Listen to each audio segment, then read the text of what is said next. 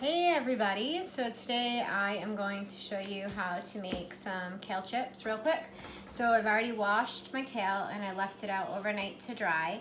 And one of the most important parts if you're using this big leaf curly kale is to make sure that you get these thick spines out, because when the chips come out of the oven, they're kind of sharp.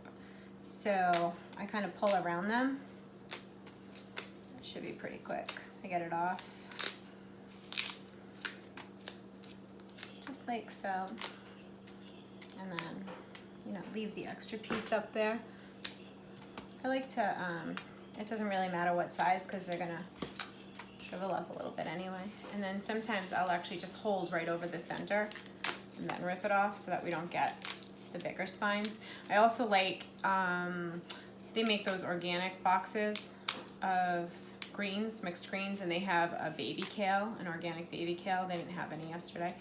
That is much easier. You don't have to really break it apart. You can just wash it and then throw the box of kale right on the metal sheet pan. You can use whatever kind you like. I just like these because they're easier for me.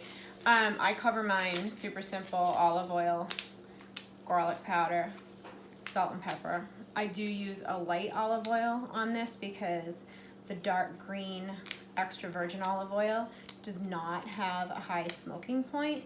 So when you put it in the oven, sometimes if you cook it too long, it tends to taste bitter. So last one, so we got just this one left. And then we're just gonna toss this with a little bit of olive oil. I'll put gloves on for that because it's too greasy. So I had just a few pieces of the kale.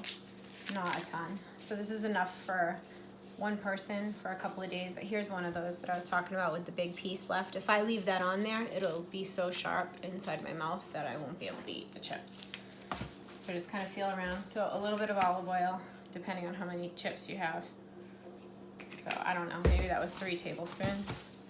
Totally just toss it around until it's covered, like, and all of it's shiny.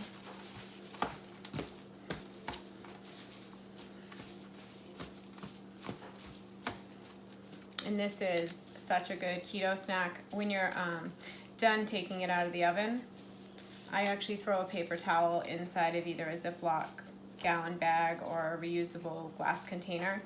And you can keep these in the refrigerator after they've dried out. So today I'll bake them on 350, probably 6 to 7 minutes, and then I'm gonna toss them around and keep watching them every few minutes or so to make sure they don't burn, because they cook relatively quickly after they start to dry out in there. So now that I have that, the oil's all spread over, I take a little bit of just straight granulated garlic. Not like overkill, just enough.